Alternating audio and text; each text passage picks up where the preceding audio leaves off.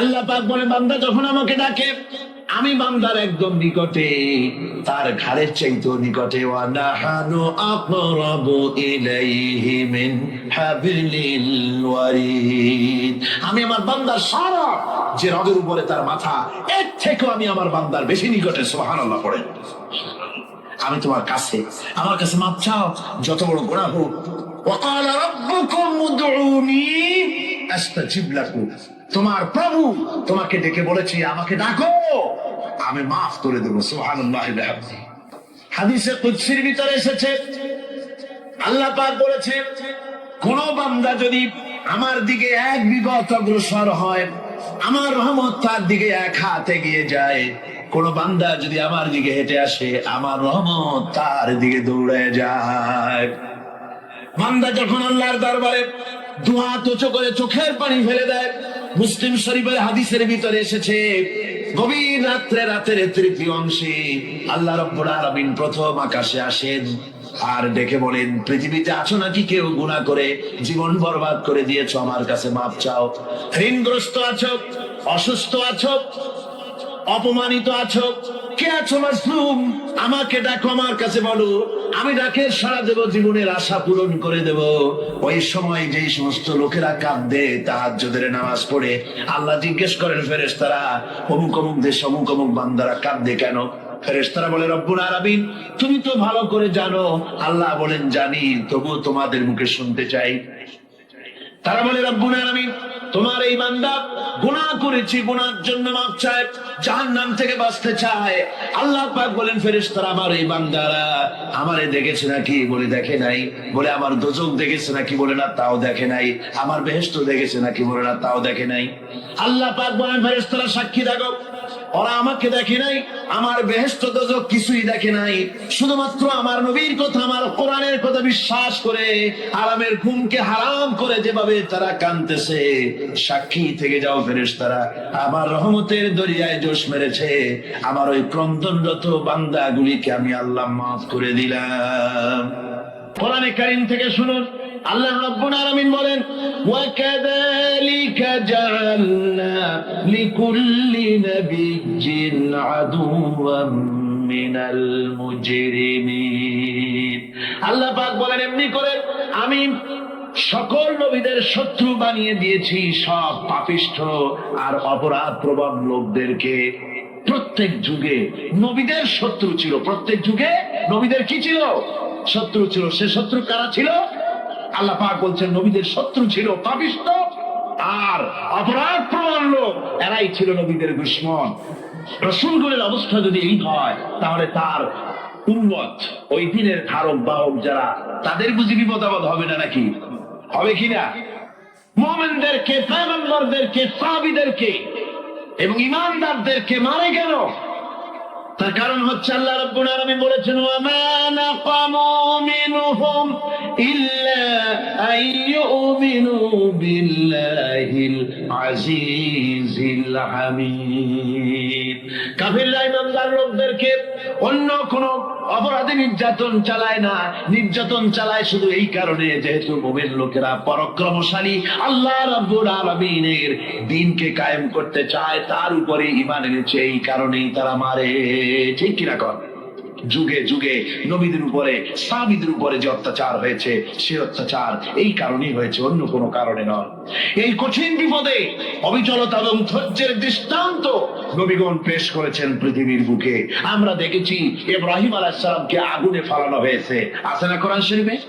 আমি কিন্তু গল্প করতেছি না, সব কোরআনের কথা। কিসের কথা? ইব্রাহিম আলাইহিস সালামকে আগুনে ফালানো হচ্ছে। অপরাধ কি? অপরাধ হচ্ছে হযরত ইব্রাহিম আলাইহিস সালাম দাওয়াত দিয়েছেন লা ইলাহা ইল্লাল্লাহ।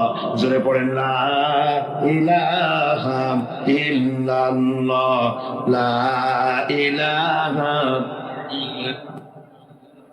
লা ইলাহা ইল্লাল্লাহ মুহাম্মাদুর রাসূলুল্লাহ। হযরত ইব্রাহিম আলাইহিস সালাম দ্বীনের দাওয়াত দিয়েছেন, এক আল্লাহর দাওয়াত দিয়েছেন, ঈমানের দাওয়াত দিয়েছেন। আর কোন অপরাধ ছিল না। নমরুদ সহ্য করতে পারলো না।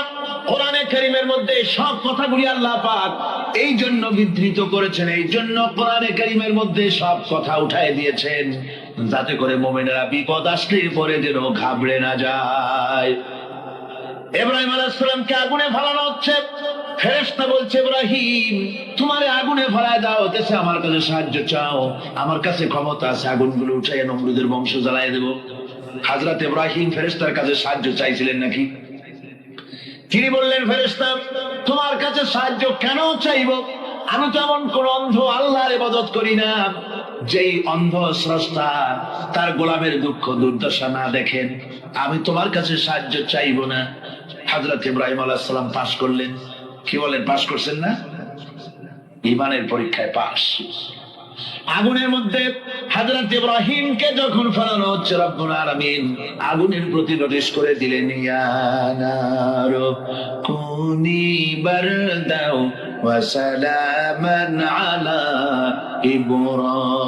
ইব্রাহিম।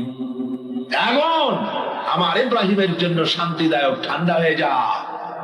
এখন কি আর আগুনের বাপের ক্ষমতা আছে ইব্রাহিমকে পোড়ানো? আর ক্ষমতা নাই। আমার বন্ধুগণ, ইব্রাহিম আগুনের ভিতরে আরামে বসা আছেন, আর ওদিকে নমরুদ বসে বসে দেখতেছে দূর থেকে ইব্রাহিম তো জ্বলে না, গায়ের মধ্যে আগুন জ্বলে গেল। ডাক দিয়া কয়, আগুন তোর হলো কি? কেন জ্বালাইতে পারিস না আমার দুশমন রে? হলোটা কি তোর? তোর কি জ্বালানো শক্তি বন্ধ হয়ে গেল নাকি? আগুনের ভিতর থেকে জবাব এলো, নমরুদ রে আমার ভিতরে জ্বালানো শক্তি আছে কি নাই যদি প্রমাণ করতে চাও, টেস্ট করতে চাও, তুই নিজে আয়, তোরে শুদ্ধ তামাম দুনিয়া জ্বালাই দিতে পারি, ইব্রাহিমের এক গাছা পশম জ্বালাই দিতে পারি না। তার কারণ হচ্ছে আমি হচ্ছি মাখলুক, আল্লাহ হচ্ছেন খালিক। আল্লাহ আমাকে বলেছেন না জ্বালাতে, তুমি 1000 বার বললেও আমি ইব্রাহিমকে জ্বালাইতে পারবো না। কোরআনে কারীমে ঘটনা বলে মুমিনদেরকে সাহস দেওয়া হচ্ছে, মুমিনেরা দ্বীনের কাজ করতে গিয়ে বিপদ আবাজ আসবে, ঈমানের দাবি হলো বিপদ আসবে, আর বিপদ আসলে ঘাবড়ায় যেও না, মুসিবতে পড়ে চিন্তায় পেরেশানে হয়রান হয়ে যেও না। বিশ্বকবি আল্লামা ইকবাল কি সুন্দর করে বলেছেন, আজ ভি हो जो इब्राहिम का इमा पैदा आग कर सकती है एक अंदाज गुलिस्तां पैदा। ইব্রাহিমের ঈমান যদি আজিও কোথাও হয় বিদ্যমান, করতে পারেন অগ্নিকুণ্ডে খুবসুরত এক গুলিস্তান। আজ যদি আগুনের ভিতরে কোন নমরুদ কোন ইব্রাহিমকে যদি ফেলে দেয়, আল্লাহ রাব্বুল আলামিন আজও আগুনকে ফুলের বাগান বানায়া দিবেন। সুবহানাল্লাহ। ভয় পাওয়ার কারণ নাই, চিন্তা করার কোনো কারণ নাই। আমার বন্ধুগণ, হযরতে হুদ আলাইহিস সালামকে যখন সমাজের লোকেরা, রাষ্ট্রের লোকেরা ঘিরে ফেলে দিল, সমাজ শক্তি, রাষ্ট্র শক্তি যখন তাকে ঘিরে ফেলে দিল, ষড়যন্ত্রের পাহাড় তুলে দিল, তারে মেরে ফেলে দিবে, হযরত হুদ দেশ থেকে তা পালায় গেলেন না, ভয় পেলেন না। হযরতে হুদ আলাইহিস সালাম বললেন, কোরআনে কারীমে হযরত হুদের কথা কোট করা হলো, ফাকিদুনি জামিআন সুম্মা লা তুনজিরুন। সম্মিলিতভাবে ষড়যন্ত্র করো আমার বিরুদ্ধে, সবাই মিলে ষড়যন্ত্র করো, সুম্মা লা তুনজিরুন, আর আমাকে এতটুকু অবকাশ তোমরা দিও না। ইন্নী তাওয়াক্কালতু আলাল্লাহি রাব্বি ওয়া রাব্বিকুম, আমি ভরসা করেছি সেই আল্লাহর উপরে যার কুদরতি হাতের ভেতরে, যিনি আমাদের রব তোমাদেরও রব, আর যার কুদরতি হাতের ভিতরে তামাম পৃথিবীর জানগুলি যার হাতে, সে আল্লাহর উপরে ভরসা করেছি। ষড়যন্ত্র যদ্দূর আছে করতে থাকো, আমি ষড়যন্ত্র পরোয়া করি না। সুবহানাল্লাহ। যে ব্যক্তি বিদ্রোহ করেছে এবং দুনিয়ার জীবনকে অগ্রাধিকার দিয়েছে, তার জায়গা হচ্ছে জাহান্নাম। জোরে বলেন নাউজুবিল্লাহ। যে ব্যক্তি আল্লাহর সঙ্গে বিদ্রোহ করেছে আর পরকালের জন্য পাথর জোগাড় করে নাই, দুনিয়াকে অগ্রাধিকার দিল, পরকালকে ভুলে গেল, তার জায়গা হলো জাহান্নাম। ওয়াম্মা মান খাফা মাকামা রাব্বিহি ওয়া নাহান নাফসা আনিল হাওয়া ফাইন্নাল জান্নাতা হিয়াল মাওয়া।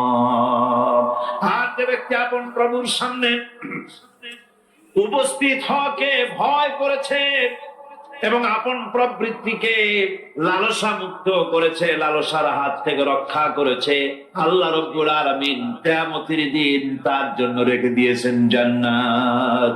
তার জন্য কোন জায়গা?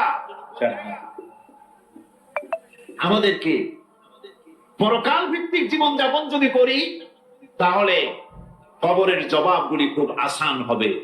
আর যদি পরকাল ভিত্তিক জীবন যাপন না হয়, কবরটা মুসিবতের জন্য মুসিবত হয়ে যাবে। হযরত ওসমান রাদিয়াল্লাহু তাআলা আনহু কবরের কাছে গিয়ে খুব কাঁদতেন। সাহাবায়ে কেরাম প্রশ্ন করেছেন, হুজুর, রাসূল করিম সাল্লাল্লাহু আলাইহি ওয়াসাল্লাম যখন জান্নাত ও জাহান্নামের ওয়াজ করেন কখনো তো এত বেশি আপনি কাঁদেন না, যত বেশি কাঁদেন কবরের কাছে এসে, কারণ কি? হযরত ওসমান রাদিয়াল্লাহু তাআলা আনহু বলতেন, আমার সাথীরা, আমি আমার হাবিবের কাছে, আল্লাহ রাব্বুল আলামিনের রাসূলের কাছে আমি শুনেছি এই কবরটাই হলো প্রথম স্টেশন, এই কবরটাই হলো প্রথম ইমিগ্রেশন কাউন্টার। এই জায়গায় যদি কেউ ধরা পড়ে যায়, কারো যদি চার্জশিট হয়ে যায়, সব জায়গায় ধরা পড়ে যাবে, হাসরে মিজানে সিরাতে কোনো জায়গায় নাজাত পাবে না। আর এই কবরটা যদি কেউ মুক্তি পেয়ে যায়, মিজান সিরাত হাসর সব জায়গা থেকে আল্লাহ তারে ভালোভাবে পার করে দিবেন। এটা হলো আসল জায়গা, মারাত্মক জায়গা, খুব মারাত্মক জায়গা। কবর হচ্ছে এ ধরনের একটি ইমিগ্রেশন কাউন্টার। কবরের ভিতরে মানুষ যখনই রাখা হবে সঙ্গে সঙ্গে দুজন ফেরেশতা আসবে। কবরের কাছে যারা এসেছিল দাফন হয়ে যাওয়ার পর এই লোকগুলি 40 কদম যেতে যতক্ষণ লাগে এর মধ্যেই দুজন ফেরেশতা এসে যাবে, এসে জিজ্ঞেস করবে, মান রব্বুকা, তুমি কোন দল করতে? ওটা তাদের জানার দরকার নেই। চাকরি কিসে করতেন ওটা জানার দরকার নেই। ব্যবসা করতেন না চাকরি করতেন, প্রয়োজন নেই। প্রথমেই জিজ্ঞাসা করা হবে ন্যাশনালিটি, প্রথমেই জিজ্ঞাসা করা হবে তার ন্যাশনালিটি সম্পর্কে, তার আইডেন্টিটিটা কি, এবং সেটাকে সত্যায়িত করার জন্য, বোঝার জন্য 3টি প্রশ্ন। প্রথম প্রশ্ন, মান রব্বুকা ওয়া মা দীনুকা ওয়া মান নাবিয়্যুকা, তোমার রব কে, তোমার দ্বীন কি, তোমার নবী কে। যদি এই ব্যক্তি বেঈমান হয়, মুনাফিক হয়, সে বলবে, হায় হাতা লা আদরি, হায় হাতা লা আদরি, জানি না, আমার রবকে আমি জানি না। তোমার দিন কি, দিন কারে কয় বুঝি না। এরপরে আল্লাহর নবী জনাবে মুহাম্মদ রাসূলুল্লাহ সাল্লাল্লাহু আলাইহি ওয়াসাল্লামকে দেখানো হবে, বলা হবে, মা কুনতা তাকুলু ফি হাদার রাজুল, এই ব্যক্তি সম্পর্কে তোমার ধারণা কি নিকে? বলবে, আমি চিনি না। নাউযুবিল্লাহ। বাস, এরপরে তার যা হবার তাই শুরু হয়ে যাবে। আর যদি বান্দাটা মুমিন হয়, প্রশ্ন করা হবে, মান রব্বুকা, জবাব দেবে, রব্বি আল্লাহ, আমার রব আল্লাহ রাব্বুল আলামিন। ওয়া মা দীনুকা, দীনুনা ইসলাম, আমার দিন হচ্ছে ইসলাম। এরপরে আল্লাহর নবীকে দেখানো হবে। কয়েক রকমের বর্ণনা আছে, কোন বর্ণনায় আছে হুজুরের আকারে দেখানো হবে, অথবা রাসূলকে সরাসরি দেখানো হবে। বলা হবে, মা কুনতা তাকুলু ফি হাদার রাজুল, এই লোকটি সম্পর্কে ধারণা কি? মুমিন ব্যক্তি বলবে, হাদা নবিয়ুনা মুহাম্মাদুর রাসূলুল্লাহ সাল্লাল্লাহু আলাইহি ওয়াসাল্লাম, ইনি আমার তো সেই নবী মুহাম্মাদুর রাসূলুল্লাহ সাল্লাল্লাহু আলাইহি ওয়াসাল্লাম। আমরা যেন এই রকমের জবাব দিতে পারি, আল্লাহ কবুল করো। সকলে জোরে বলেন আমিন। জবাব হয়ে যাওয়ার পর গায়ব থেকে আওয়াজ আসবে, ফাফরিশু বিল জান্নাতি ওয়ালবিসু বিল জান্নাহ, ও আমার ফেরেশতারা, আমার এই বান্দাকে জান্নাতের পোশাক পরায়া দাও আর কবরটাকে জান্নাতের বিছানা বিছায়া দাও। জান্নাতের পোশাক পরায়া দাও, জান্নাতের বিছানা বিছায়া দাও। ইলা মাদ্দা বাসারিহি, তার চোখের দৃষ্টি যত দূর যায় কবরটা ততটা প্রশস্ত করে দাও। এরপর বেহেশতের পোশাক পরাইয়া বেহেশতের বিছানা বিছায়া ফেরেশতা বলবে নুম কানাউমুল উরুস, ঘুমিয়ে যাও। দুলামিয়া যেমন বাসর সজ্জায় নতুন বউ নিয়ে আরামে ঘুমায়, এরকম আরামে ঘুমায় যাও। ইলা ইয়াউমিল কিয়ামা, কিয়ামত পর্যন্ত ঘুমায় না, আরামে ঘুমিয়ে থাকবে। এরপরে সিংহায় ফুৎকার হবে, সিংহার ফুৎকারের আওয়াজে তার ঘুম ভেঙে যাবে। বলবে ইয়া ওয়াইলানা মান বাআসানা মিন মারকাদিনা, হায় আফসোস, আমার এত আরামের ঘুম থেকে কে আমাকে জাগ্রত করলো, আমার ঘুমটারে নষ্ট করলো কে? আওয়াজ আসবে আদা মা ওয়াদার রহমান ওয়া সাদাকাল মুরসালুন, এটা হচ্ছে রহমানের সেই ওয়াদা, আর মুরসালিনরা নবীরা সত্য কথাই বলেছিলেন, সেই কিয়ামত অনুষ্ঠিত হচ্ছে। আমার বন্ধুগণ,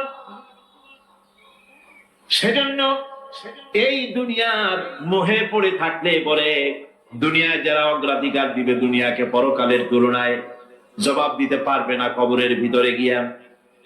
আর যারা পরকালকে অগ্রাধিকার দিবে, দুনিয়ার চাইতে পরকালকে বেশি অগ্রাধিকার দেবে, আর আল্লাহর ভয় কলিজার ভিতরে রাখবে, কবরের জবাব সঠিকভাবে দিতে পারবে, কিয়ামতের দিন আল্লাহ রাব্বুল আলামিন তাদের জন্য জান্নাত দান করবেন। জোরে বলেন আমিন। দুনিয়াটা হচ্ছে দুনিয়া যেখানে আমরা আছি। আমি আগেই বলেছি দুনিয়া হচ্ছে আত্মা শব্দ থেকে এর উৎপত্তি হয়েছে। তুচ্ছ, নিকৃষ্ট, এটার দাম নাই, এটার মূল্য নাই। তবুও দুনিয়ার মায়া মানুষের এত বেশি। আল্লাহর নবী বলেন লাউ কানা লি ইবনি আদামা ওয়াদিন মিন যাহাবিন লাহাব্বা ইয়াকুনা লাহু সানিন, এই পৃথিবীতে যদি কাউকে একটা মাঠ ভরে যদি সোনা দেওয়া যায়, লোকটা বলবে রব্বুল আলামিন, আমি যদি আরেকটা মাঠ এরকম সোনা ভরা পেতাম। দ্বিতীয় আরেকটা মাঠ দেওয়া হলে আবার বলবে যদি তৃতীয় আরেকটা মাঠ সোনা ভরে যদি পেতাম। নবীজি বলেন ওয়ালা ইয়ামলাউ জাওফু ইবনু আদামা ইল্লা তুরাব, মানুষের পেট 3.5 হাত মাটি ছাড়া, কবরের মাটি ছাড়া মানুষের পেট ভরবে না। আরো চাই, আরো চাই, চাওয়ার কোনো শেষ নাই। মানুষ এভাবে করে দুনিয়ার মহব্বতে এমনি পাগল হয়ে যায়, শুধু দুনিয়ার মহব্বত, পরকালকে বেমালুম ভুলে যায়। আমি কিন্তু কথা বুঝাতে চাই নাই যে পরকালের মহব্বতে, পরকালের ভয়তে বা পরকালের জন্য দুনিয়া আপনি বাজার ঘাট বেচা কিনা ব্যবসা বাণিজ্য সবকিছু ভুলে যান, না তা নয়। ভুল বোঝার কোনো কারণ নাই। পরকালকে অগ্রাধিকার দিতে হবে, মানে দুনিয়াটা চিরস্থায়ী জায়গা নয়। চিরস্থায়ী হচ্ছে কোনটা? আখিরাত। চিল্লা এখন কোনটা? সুতরাং এখানে যা করতে হবে, আখিরাতে জবাবদিহিমূলক জীবন যাপন করতে হবে। আপনি ব্যবসা করবেন, ওজনে কম দিতে পারবেন না, আপনি খাদ্যে ভেজাল দিতে পারবেন না, চুরি করতে পারবেন না, ডাকাতি করতে পারবেন না, জেনা করতে পারবেন না, বদমাশি করতে পারবেন না, মদ খেতে পারবেন না, সন্ত্রাসী হতে পারবেন না, হাইজ্যাকার হতে পারবেন না, চাঁদাবাজ হতে পারবেন না, মুনাফাখোর হতে পারবেন না, আপনি চোরা কারবারি হতে পারবেন না, ঘুষখোর হতে পারবেন না, সুদখোর হতে পারবেন না। এই সব কাজ পরকালকে বিশ্বাস করলেই এ সমস্ত কাজ থেকে মানুষ বিরত থাকতে পারে। কথা ঠিক কিনা? এই হচ্ছে।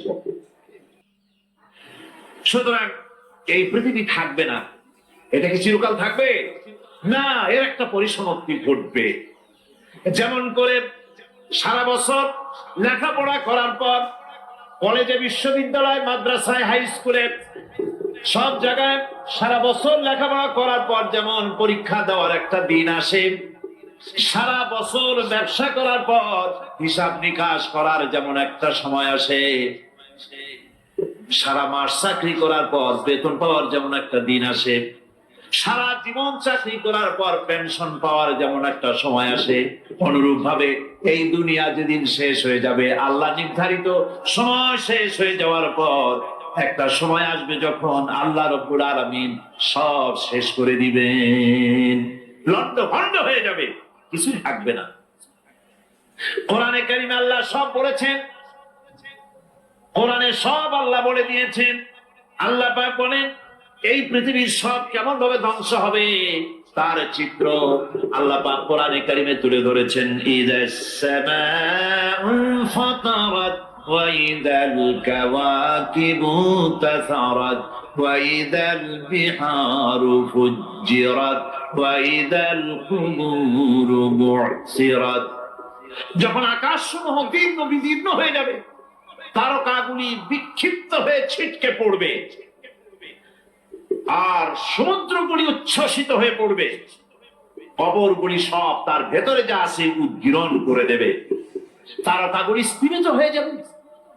এরপরে সমস্ত আকাশগুলি কিতাবের পৃষ্ঠার মতো একটার পরে একটা ঠাস ঠাস করে পড়তে থাকবে, চূর্ণ বিচূর্ণ হয়ে ভেঙে চুরে একাকার হয়ে যাবে। পাহাড়গুলিকে উড়িয়ে দেওয়া হবে, চন্দ্র এবং সূর্য একাকার হবে। আল্লাহ রাব্বুল আলামিন বলেন, ফাইদা বারিকাল বাসার ওয়া খাসাফাল কমার ওয়া জুমিআশ শামসু ওয়াল কমার। চক্ষু যখন বিস্ফারিত হয়ে যাবে, চাঁদ যখন তার আলো হারিয়ে ফেলবে, সূর্য যখন তার আলো হারিয়ে ফেলবে, চাঁদ আর সূর্য সব একাকার হয়ে যাবে, সেই সময়ের অবস্থাটা কি চিন্তা করো। মানুষ হয়রান হয়ে দৌড়াদৌড়ি করবে। وحملت الأرض والجبال فدكتا دكة واحدة। জমিন এবং পাহাড়গুলির মধ্যে আল্লাহ রাব্বুল আলামিন সংঘর্ষ বাঁধিয়ে দিবেন। পাহাড়গুলি ভেঙে চুরে টুকরা টুকরা হয়ে যাবে, পাহাড়গুলি উঁচু করে জমিনের উপরে আছাড় মেরে আল্লাহ রাব্বুল আলামিন ভেঙে চুরে চুরমার করে দিবেন। সুবহানাল্লাহ। ওয়াতাকুনুল জিবালু কালইনিল মানফুস। পাহাড়গুলো ঘনা তুলার মতো করে উড়িয়ে দেওয়া হবে, পাহাড় উড়ে যাবে। সুবহানাল্লাহ। ভাইরা আমার, এই পৃথিবী একদিন পরিসমাপ্তি ঘটবে এবং আল্লাহর দরবারে আমাদেরকে উঠতে হবে এবং সেখানে আমাদের বিচার হবে। সেখানে আমাদের কি হবে? বিচার হবে। আল্লাহ পাক বিচারটাকে নির্ভুল করার জন্য, সঠিক করার জন্য প্রত্যেকের গলায় আমলনামা ঝুলায় রাখছে, এখানে রেকর্ডের ব্যবস্থা করা হয়েছে। আল্লাহ পাক বলছেন, ওয়া কুল্লা ইনসানিন আলজামনাহু তাইরাহু ফি উনুকিহি ওয়া নুখরিজু লাহু ইয়াওমাল কিয়ামাতি কিতাবান ইয়ালকাহু মানশুরা। আল্লাহ পাক বলেন, প্রত্যেকের ভালো মন্দ কর্মফল, কর্মলিপি আমি তার গলায় ঝুলায় রেখেছি। কিয়ামতের দিন সে নিজের কাছে স্পষ্ট সব দেখতে পারবে, কোনো জিনিস বাদ পড়বে না। তার গলায় তার আমলনামা ঝুলানো আছে, সব রেকর্ড হতেছে। আমরা যা করছি সবগুলি রেকর্ড হয়ে যাচ্ছে। কিয়ামতে যখন আমলনামা তার সামনে দিয়ে বলা হবে, ইকরা কিতাবাকা কাফা বিনাফসিকাল ইয়াওমা আলাইকা হাসিবা। তাকে বলা হবে, নিজের কর্মলিপি নিজেই পড়ো, আজ তুমি তোমার নিজের হিসাব নিতে যথেষ্ট। তাকে হিসাব করতে বলা হবে, তোমার হিসাব, তোমার নিজের হিসাব নেওয়ার জন্য তুমি যথেষ্ট, তোমার হিসাব তুমি নিজেই করো, এটা পড়ো। আর সেই কিয়ামতের দিন কোন সাহায্যকারী মিলবে না। লান তানফাকুম আরহামুকুম ওয়ালা আওলাদুকুম ইয়াওমাল কিয়ামাহ। লান তানফাকুম, কিয়ামতের দিন কোনো ফায়দা হবে না, অবশ্যই কোনো ফায়দা হবে না, কোনো উপকারে আসবে না। কিয়ামতের দিন তোমার সন্তান, তোমার স্ত্রী, তোমার মাল, তোমার সম্পদ কোন উপকারে আসবে না। কিয়ামতের ময়দানে সেদিন সব তোমার সাথে বিচ্ছা করবে, সব পালায় যাবে। সেখানে উৎকোষেরও কোনো কারবার নাই যে ঘুষ টুস দিয়া, ফেরেশতাদের কোন রকম ঘুষবাস দিয়া, আলাদা কোনো সোলাগুলি পথ দিয়া একেবারে ফুট করে ভেসতে চলে যাবেন, এমন কোনো সুযোগ নাই। অনেকে বলে, হুজুর এমন কিছু দোয়া শিখায় দেন যাতে ওই সব জেহাদ, বোমা এগুলি খুব ভয় পায়, ওসব রাস্তা রাস্তা না, খুব সহজে কিছু দোয়া দুরূদ করিয়া আস্তে করে জান্নাতে চলে যাওয়া যায়, এরকম একটা দোয়া, এরকম একটা পথ বলে দেন। আমি বলি, ভাই এরকমের কোন সূরাগুলি আমার রাসূল আবিষ্কার করতে পারেন নাই। আল্লাহর পয়গম্বরের এই ধরনের পথ, কোন পথ আবিষ্কার করতে পারেন নাই। সেখানে কিয়ামতের দিন কাউকে উৎকোচ গ্রহণ করার কেউ নাই, উৎকোচ দেওয়া যাবে না। আর উৎকোচ দিবি নেবার কি, আপনার কাছে কিছু নাইও, থাকলেও নেওয়ার কেউ নাই। এই দুনিয়ায় ফাঁকিবাজি করে বহুত কিছু করা যায়, কিন্তু কিয়ামতের মাঠে এগুলি কিছুই চলবে না। اليوم لا ينفع مال ولا بنون। কিয়ামতের দিন ধন সন্তান সন্ততি আর সম্পদ কোনো কাজে লাগবে না। সেদিন শুধু আমল, আমল যদি ভালো হয় কাজে লাগবে, আমল খারাপ হবে সব শেষ হয়ে যাবে। আল্লাহ রাব্বুল আলামিন নবীজিকে ডেকে বলেছেন, নবী আপনি বলেন, কুল মা কুনতু বিদআম মিনার রাসূল, আপনি বলুন আমি কোন নতুন রাসূল নই, আমার আগে অনেক নবী রাসূল পৃথিবীতে এসেছেন, তারা বিদায় হয়ে গেছেন। আমি জানি না কিয়ামতের দিন আল্লাহ রাব্বুল আলামিন আমার সাথে কি ব্যবহার করবেন, আর আমি এও জানি না যে কিয়ামতের দিন আল্লাহ পাক তোমাদের সাথে কি ব্যবহার করবেন।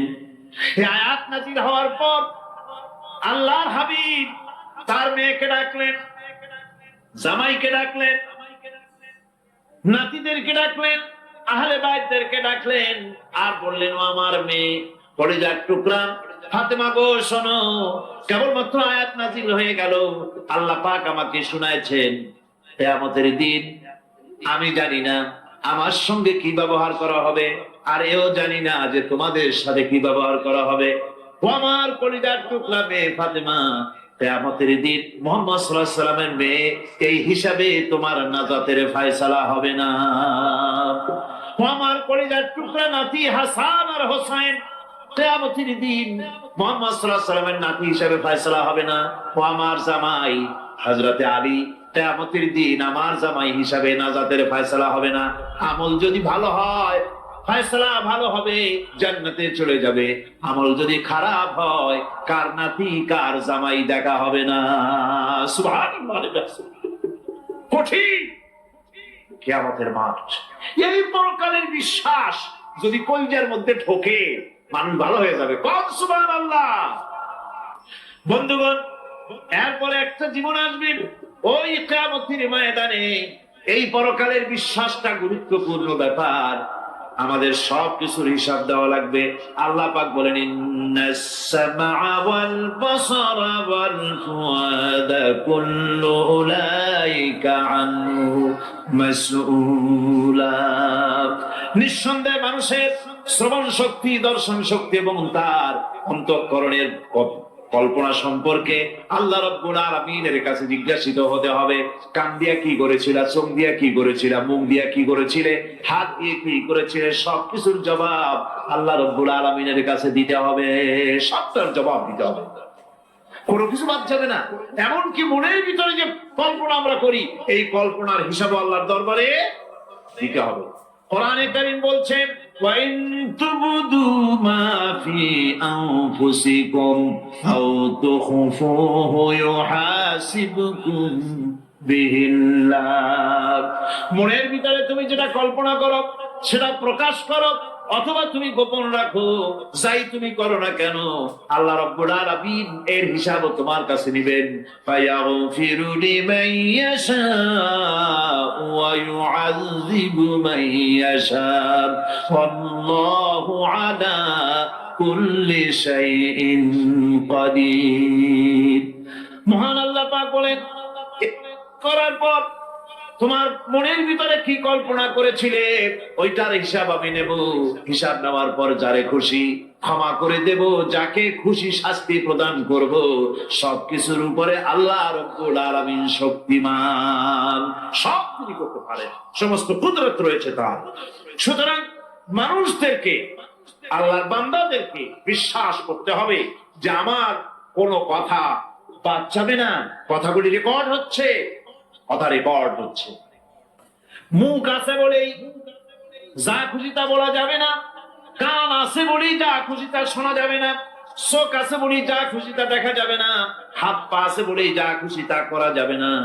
সবটার পেছনে আল্লাহ রাব্বুল আলামিনকে ভয় করা লাগবে। মহান আল্লাহ রাব্বুল আলামিন বলে, বান্দারে তোমার সমস্ত কার্যাবলী, এমনকি তোমার চাহনিটা পর্যন্ত কার দিকে কি নিয়তে তাকাইছো কেউ জানে না, আমি আল্লাহ রব্বুল আলামিন জানি। وَيَعْلَمُ خَائِنَةَ الْأَعْيُنِ وَمَا تُخْفِي الصُّدُورُ। তোমার অন্তঃকরণ কি জিনিস গোপন করে, আর তোমার চক্ষু কি লুকোচুরি খেলে, আমি টের পাই। সুবহানাল্লাহ বিহামদি। চশমার ফাঁক দিয়া কি দেখো, কানে দেখো, কি নজরে দেখো, সানগ্লাস পরিয়া, কেউ ঠিক পায় না, আমি ঠিক পাই। সুবহানাল্লাহ, জোরে কর সুবহানাল্লাহ। সুতরাং চোখের নজরের হিসাব হবে, হাতের কাজের হিসাব হবে, পায়ের চলার হিসাব হবে, আপনার বলার হিসাব হবে, মুখে যা বলেছেন, যা করেছেন, হাত পাও দিয়ে যা করেছেন, সবকিছুর হিসাব হবে কিয়ামতের দিন। আল্লাহর দরবারে সবকিছু উপস্থিত হবে, কোনো জিনিস বাদ পড়বে না।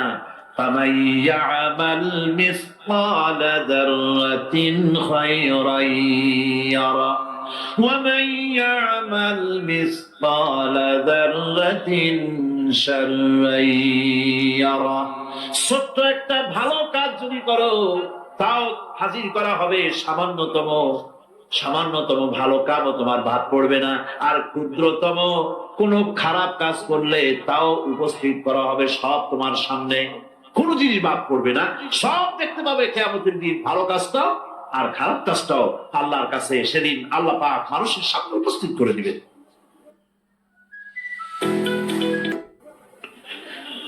আল্লাহ পাক বলছেন,